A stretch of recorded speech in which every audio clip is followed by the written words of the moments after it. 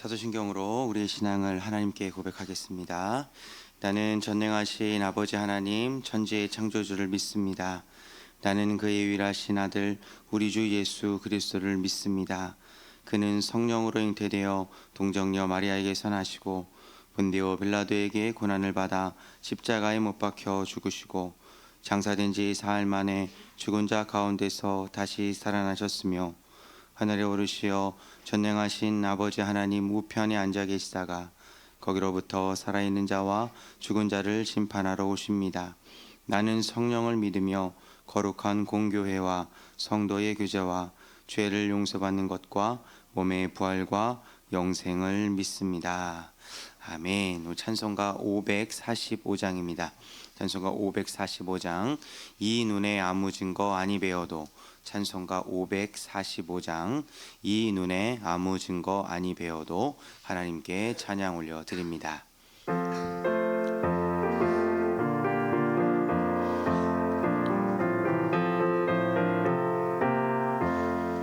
이 눈에 아무 증거 아니 배워도 믿음만을 가지고 선을 걸으며 이 귀에 아무 소리 아니 들려도 하나님의 약속 위에 서리라.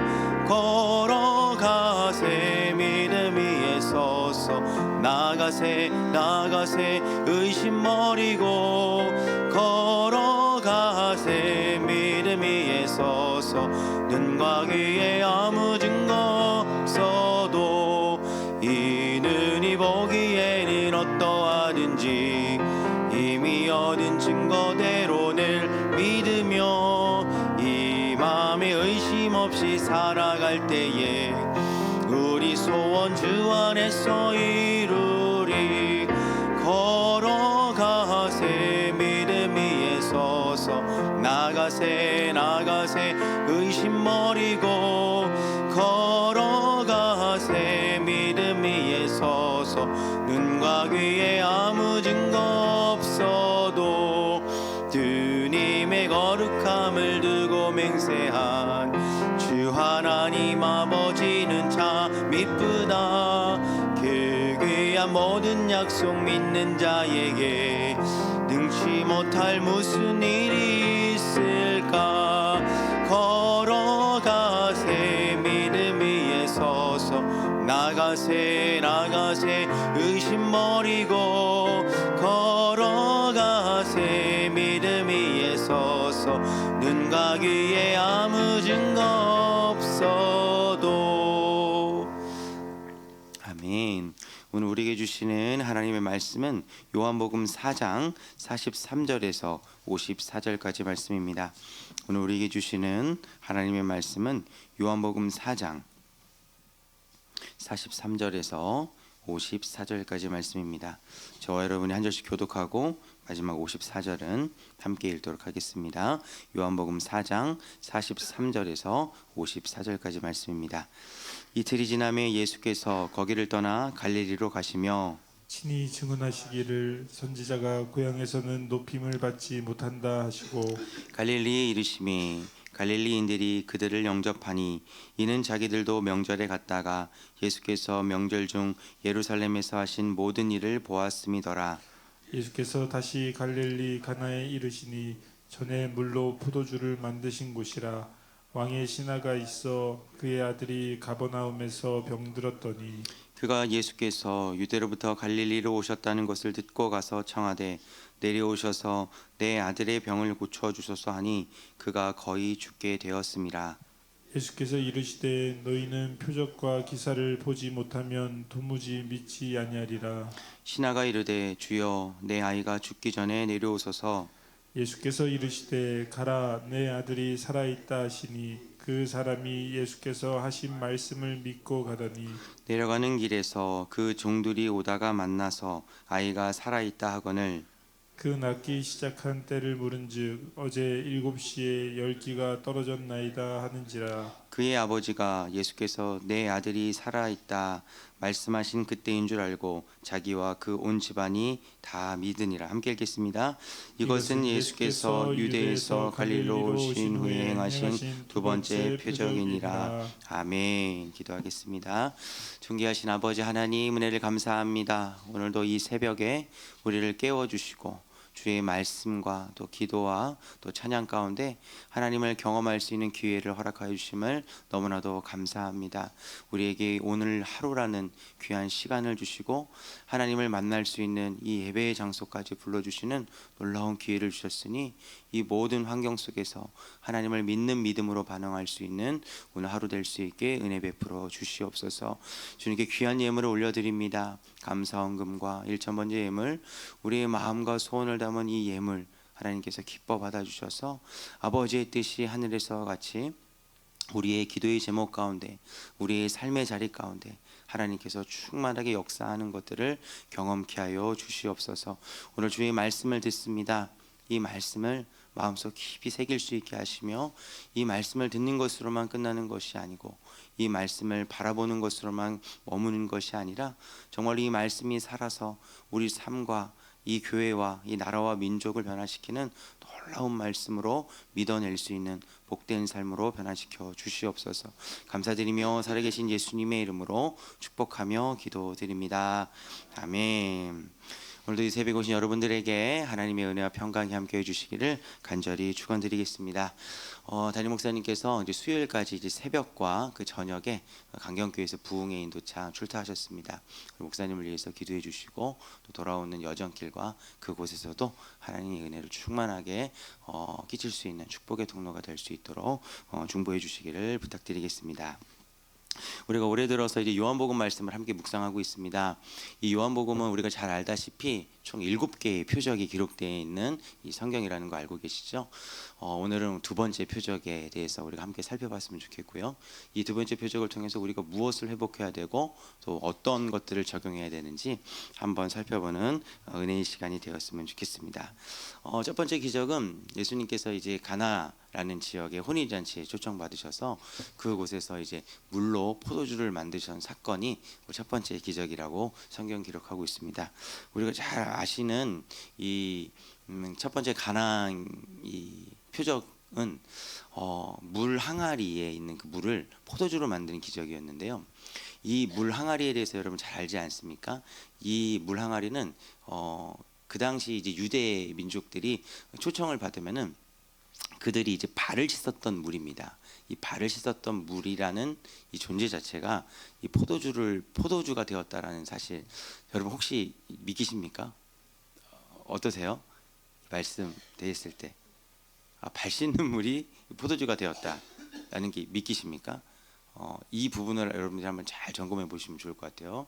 그 오늘 두 번째 기적인데 이 아들이 죽었습니다. 아들이 거의 죽어가게 되었습니다. 근데 예수님께서 이 간절하게 이 예수님의 첫 번째 소식을 듣고 예수님이라면은 내 아들의 병을 고쳐주실 거다라는 그러한 믿음을 갖고 예수님을 찾아갔죠. 근데 예수님께서 그 자리에서 뭔가를 물이 포도주가 되는 사건처럼 보여주시는 것이 아니라 그냥 가라고, 네 아들이 나았다라는 이 말씀을 듣고 이 신하가 떠나게 됩니다. 그런데 정말 아들이 나았습니다. 여러분 이 사실 믿겨지십니까? 어떠세요? 우리가 믿음이라는 것이 무엇인지 오늘 말씀을 통해서 한번 적용해 볼 텐데, 이 믿음이라는 것은 정말로 우리가 단순히 관념적으로만 믿는 것이 아니라 믿음이라는 것은 구체적으로 무엇이라는 것을 오늘 두 번째 표적을 통해서 한번 살펴봤으면 좋겠습니다. 예수님께서 43절부터 이제 54절까지 기록된 두 번째 표적 말씀인데 우리 43절 말씀을 먼저 한번 읽어보도록 하겠습니다. 시작. 이틀이 지나매 예수께서 거기를 떠나 갈릴리로 가시며, 예수님께서 거기서 떠났다라는 것은 우리 전본문에서 알다시피 예수님께서는 사마리아라는 그 수가성에서 여인을 만나서 여인과 대화를 나눴던 그런 이야기 기억하고 계시지 않습니까? 예수님께서 다시 갈릴리를 향해서 다시 유대 고향 땅으로 돌아가시는 그 여정길을 제자들과 함께 오르셨던 것 같습니다. 그런데 44절에서 45절에 아주 재미있는 말씀이 기록되어 있습니다. 제가 한번 읽어드리겠습니다. 친히 증언하시기를 예수님은 거기서 떠나서 이제 고향 갈릴리로 지금 가시는 그 가운데 말씀하시는 내용입니다. 선지자가 고향에서는 높임을 받지 못한다 하시고 갈릴리 이르심이 갈릴리인들이 그를 영접하니. 예수님의 말씀이 선지자가 자신의 고향 땅에서 인정받지 못한다라고 말씀하셨는데 갈릴리 이르렀을 때 좀 분위기가 많이 바뀌었던 것 같습니다. 어떤 분위기였냐면은 갈릴리인들이 예수님과 제자들을 영접했다는 것입니다. 근데 여러분 우리가 이 말씀을 정확하게 봐야 되는 것은 이들이 그냥 그 기적을 베푼 그 예수님이 다시 돌아왔을 때 그 예수님을 그냥 받아들였다라는 것이지 여전히 예수님의 권위를 인정했다거나 그 예수님을 하나님의 아들로 믿었다라는 그러한 사실은 아닙니다. 여러분 우리의 모습과 너무나도 똑같습니다. 우리가 예수님을 믿는다고 하지만 그리고 여러분들에게 제가 처음에 질문 드렸던 우리가 요한복음이라는 하나님의 말씀을 대하면서 예수님은 물을 포도주로 만드신 분이시고 그리고 자신의 죽어가는 아들 그 신하의 아들을 살리신 분이시다라는 이러한 기적의 말씀이 기록되어서 여러분들에게 이 말씀 정말 믿으십니까? 라고 여쭈어 봤을 때 여러분들의 반응이 그렇게 믿습니다 라는 이런 반응이 없지 않았습니까? 우리의 모습이 이 갈릴리에 살고 있는 사람들과 어떻게 보면 똑같은 모습일 수 있다라는 겁니다. 우리가 예수님을 알고 예수님을 믿는다라고 하지만 정말 예수님께서 이러한 일들을 우리의 삶 가운데 구체적으로 베풀어 주시는 하나님의 아들이라는 사실은 우리는 여전히 마음속에 의심을 하고 있고 때로는 어떻게 보면 관심이 없는 그러한 태도로 우리가 신앙생활을 할 수 있다라는 것이죠. 여전히 갈릴리인은 예수님의 기적의 소식과 사건을 듣고 봤지만 여전히 예수님에 대해서 예수님의 권위에 대해서 여전히 인정하지 못하고 여전히 그 예수님을 하나님의 아들로 바라보지 못하는 그런 태도를 갖고 있었다라는 사실이 바로 44절과 45절에 기록되어 있습니다. 그러면서 예수님께서 하셨던 일이 무엇이냐면은 다시 갈릴리 가나에 이르셨습니다. 갈릴리 가나는 우리가 잘 알다시피 예수님이 첫 번째 표적을 보여주셨던 놀라운 장소이고 은혜의 장소입니다. 그때 한 사람이 등장합니다. 그 사람이 바로 누구입니까? 46절입니다. 같이 한번 읽어보겠습니다. 시작. 예수께서 다시 갈릴리 가나에 이르시니 전에 물로 포도주를 만드신 곳이라 왕의 신하가 있어 그의 아들이 가버나움에서 병들었더니. 우리가 잘 알다시피 이 가나에서 이 가버나움까지의 거리는 약 30km 정도 떨어진 거리라고 합니다. 저도 가보지는 못했지만 성경학자들의 이야기 그리고 여러분들이 이제 성지순례 가서 그 길을 걸어 보시는 경험이 있으시겠지만 약 30km 정도 떨어진 어떻게 보면 여기에서 논산까지 거리를 우리가 가나와 가버나움까지의 거리라고 우리가 볼 수 있습니다. 그런데 그때 한 등장하는 사람이 누구냐면 바로 왕의 신하라는 것입니다. 여러분 왕의 신하가 예수님의 기적적인 소식을 듣고 이 예수님을 만나러 가나라는 곳으로 내려왔다라는 것입니다. 여러분 한번 잘 생각해 보십시오. 왕의 신하 얼마나 권세가 있는 사람이겠습니까? 그에게는 돈도 있을 것이고요. 왕의 측근이기 때문에 왕을 고치고 왕을 돌보는 수많은 명의들을 잘 알고 있었을 것입니다. 그런데 이 신하의 아들이 죽어가고 있는 그 순간에 돈도 필요 없었고 명의도 필요 없었고 수많은 약도 필요 없었습니다. 필요 없다는 표현보다는 이 모든 것들을 다 사용해 봤을 것입니다. 그리고 마지막으로 선택한 게 누구냐면은 바로 물로 포도주를 만들었던 이 예수님의 기적의 소식, 이 소식을 듣고 이 왕의 신하가 예수님을 만나러 지금 가나라는 동네에 지금 도착했다라는 것이죠. 여러분 이 모습도 우리의 모습과 너무나도 똑같지 않습니까? 저도 제 신앙생활의 여정을 한번 뒤돌아봤을 때 또 저의 기도에 여러 가지 단어들을 조합해 봤을 때 저도 제가 해볼 것을 다 해보고 나서 마지막에 예수님을 의지하고 예수님을 찾는 모습이 저에게도 있더라고요. 여러분들 그렇지 않습니까? 우리의 모습과 이 왕의 신하의 모습은 어떻게 보면 똑같은 모습입니다. 내가 해볼 걸 다 해보고 나서 우리는 마지막에 기적을 바라고 그 기적을 베풀어 주실 예수님을 찾아가는 것이 우리의 모습입니다. 우리가 병들었을 때도 우리는 어떻게 보면은 가장 먼저 가는 곳이 병원이거나 명의를 찾거나 그 좋은 약을 먼저 찾은 이후에 이것이 소용이 없다라고 느껴질 때 마지막에 간절하게 30km 떨어진 그 곳을 걸어가면서 그곳에서 예수님을 만나면 혹시라도 고쳐주지 않을까라는 그 믿음으로 예수님을 찾고 바라고 그분께 기도하는 모습이 우리의 모습일 수 있다는 것입니다. 왕의 신하의 모습과 우리의 모습이 같다라면 왕의 신하의 믿음과 우리의 믿음은 같은지도 오늘 말씀을 통해서 한번 점검해 보아야 됩니다. 이 왕의 신하가 예수님을 만나서 요청한 것이 두 가지입니다. 그것은 무엇입니까? 바로 47절과 49절에 두 가지 요청을 합니다. 47절 첫 번째 요청입니다. 한번 읽어보겠습니다. 시작. 그가 예수께서 유대로부터 갈릴리로 오셨다는 것을 듣고 가서 청하되 내려오소서 내 아들의 병을 고쳐주소서 하니 그가 거의 죽게 되었습니다. 첫 번째 예수님께 바라고 간청하였던 그 소리가 무엇입니까? 예수님, 당신이 내 아들이 지금 죽어가고 있는 그 동네 가버나움으로 내려오셔서 내 아들을 고쳐주십시오 라고 부탁합니다. 그때 예수님께서 핀잔 섞인 어조로 48절의 이야기를 하시고 또다시 그 이야기를 듣고 신하가 한 번 더 간청을 합니다. 49절 두 번째 간청입니다. 한번 읽어보겠습니다. 시작.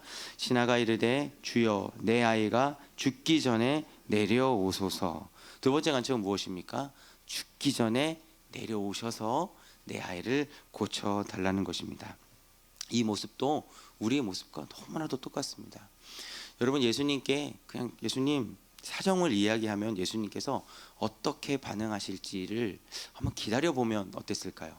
하지만 여기 신하는 여전히 자신의 방법과 또 자신의 중심의 모습으로 예수님께 간청하시죠.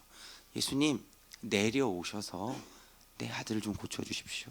그리고 49절에도 죽기 전에 내려오셔야 됩니다. 내려오셔서 내 아들을 좀 고쳐주십시오.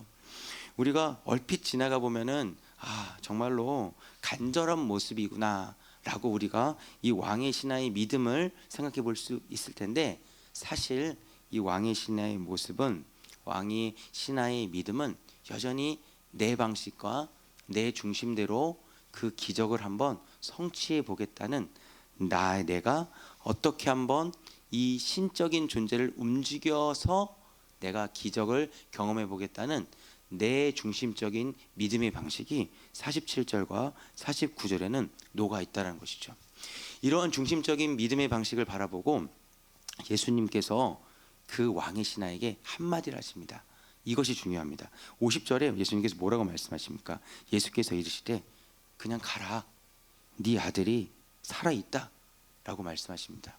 여러분 한번 생각해 보십시오. 내려오셔서 내 아들을 고쳐주시겠지요 라고 간청했는 그 왕의 신하에게 예수님께서 이렇게 말씀하시는 거예요. 그냥 가, 네 아들이 살아있어 라고 했을 때 여러분들은 어떤 마음이 드시겠습니까? 그냥 예수님의 말씀을 믿고 가실 수 있겠습니까? 아니면 여전히 47절과 49절에 고집했던 방법, 내려오셔서 제 아들을 고쳐주십시오, 좀 움직이셔서 내 아들을 고쳐주십시오 라고 이러한 믿음을 고집하시겠습니까? 여기서 우리는 지금 선택의 기로에 서 있다는 것입니다. 하지만 50절의 말씀을 듣고 이 신하는 아주 놀라운 믿음의 선택을 하게 됩니다. 우리 50절 말씀 한 번 더 같이 한번 읽어보겠습니다. 시작. 예수께서 이르시되 가라, 내 아들이 살아있다 하시니 그 사람이 예수께서 하신 말씀을 믿고 가더니. 여러분, 신하가 선택한 믿음은 다른 것이 아닙니다. 예수님이 직접 오셔서 변화시키는 표적을 바라보는 믿음이 아니라 그 하신 말씀을 믿고 가는 믿음을 이 신하가 선택했다는 겁니다. 우리가 구체적으로 말씀하셔서 내 방법대로 믿는 이 믿음을 내려놓고, 하나님 내 방법대로 1년 후에는 이렇게 해주셔야 되고 2년 후에는 이렇게 해주셔야 되고 3년 후에는 이렇게 해주셔야 됩니다 라는 이러한 믿음을 내려놓고 하나님의 방법, 하나님의 시간, 하나님의 말씀을 의지하여서 가는 것, 바로 이것이 진정한 믿음이라는 것이죠. 여러분, 우리에게는 여전히 내 방법대로 믿으려는 잘못된 욕심과 잘못된 중심이 너무나도 많이 있습니다. 저에게도 있고요. 여러분들에게 반드시 있을 것입니다. 우리의 기도의 내용을 살펴보면은 이런 사실이 단번에 드러납니다. 우리의 기도 내용 무엇입니까? 하나님, 제가 다음 달까지 무슨 일을 해야 되는데 하나님 다음 달까지 이 일을 좀 해결해 주십시오. 하나님, 제가 몸이 너무나도 아픈데 제가는 제가 돌봐야 되는 자식도 있고 가정도 있고 사업체도 있습니다. 하나님, 언제까지 이것들을 해결해 주십시오. 여전히 내 중심적이고 내 방법을 하나님께 관철시켜서 무엇을 얻어내야 되는 그러한 내 중심적인 믿음, 하나님께서는 이것들을 변해서 단순히 이 말씀을 믿고 갈 수 있느냐라는 온전한 믿음을 우리에게 원하시고 있다라는 것입니다. 여러분, 이 단순히 가라, 이 말씀을 믿고 갔던 이 종에게 어떠한 마음이 있었을까요? 두 가지 마음이 있지 않았을까요? 저라도 아마 두 가지 마음이 있었을 거예요. 첫 번째는 와, 정말로 예수님이 이렇게 말씀하셨으니까 내 아들이 낫겠다라는 그런 평안의 마음이 있었을 겁니다. 하지만 여러분, 이 말씀이 정말로 이루어질까? 라는 의심의 말씀은 있지 않지, 의심의 마음도 있지 않았을까요? 하지만 중요한 것은 무엇이냐? 이 평강의 마음과 의심의 마음을 가지고 30km나 되는 여정길을 걸어가고 있었다라는 것입니다. 여러분, 우리의 신앙생활이 이것과 똑같지 않습니까? 여전히 우리가 처음에 불렀던 그 찬양처럼 이 눈에 아무 증거 아니 배워도, 이 눈에 두 눈의 증거가 보이진 않지만 그래서 내 마음속엔 여전히 하나님이 일하실까라는 그런 의심이 있지만 그럼에도 불구하고 이 말씀이 이루어질 것이다, 하나님의 말씀하셨기 때문에 이루어질 것이다라는 이 평강의 마음을 품고 가는 것이 우리의 믿음이고 하나님께서 우리에게 원하시는 그 믿음의 반응이라는 사실입니다. 이 두 마음을 품고 30km나 되는 그런 여정길을 걸어가는 그 순간 놀라운 일들이 벌어집니다. 52절에 이제 중간에 이제 신하를 만나죠. 그 낮기 시작한 때를 물은즉 어제 7시에 열기가 떨어졌나이다 하는지다. 그 아버지가 예수께서 내 아들이 살아있다는 말씀하신 그때인 줄 알고 자기와 온 집안이 다 믿으니라. 그 전까지도 사실은 이 왕의 신하에게는 온전한 믿음이 없었을 거예요. 여러분들에게 말씀드렸듯이 여전히 믿음의 마음도 있었지만, 그러면서 평강의 마음도 있었지만 여전히 의심의 마음도 있었을 것입니다. 하지만 그러한 두 마음 품고 그 30km라는 여정길을 걸어갔을 때 확실히 이루어지는 걸 보고 여러분 53절에 그 왕의 신하 자기와 온 집안도 이 예수를 믿게 되었다라는 놀라운 기적의 주인공이 되었다라는 것입니다. 바로 이것이 예수님께서 요한복음에 나타나신 두 번째 표적입니다. 여러분, 이 요한복음의 7가지 표적이 지금 2025년을 새해를 시작하는 우리에게 주어졌습니다. 여러분들은 이 표적의 말씀을 믿으십니까? 그리고 이 표적의 말씀을 믿고 이 말씀을 듣고 2025년도를 걸어가기로 한번 작정하실 수 있으시겠습니까? 이 믿음을 가지고 올 한 해를 걸어갈 때 하나님께서 이 말씀을 갖고 여전히 우리에겐 평강이 있는 듯 보이지만 이 중심 가운데 의심이 있어도 이 말씀을 붙잡고 걸어갈 때 하나님께서 우리에게 기적과 은혜를 베풀어 주실 것을 믿습니다. 이러한 기적의 주인공이 되어 주시기를 주님의 이름으로 부탁드리겠습니다. 기도하겠습니다.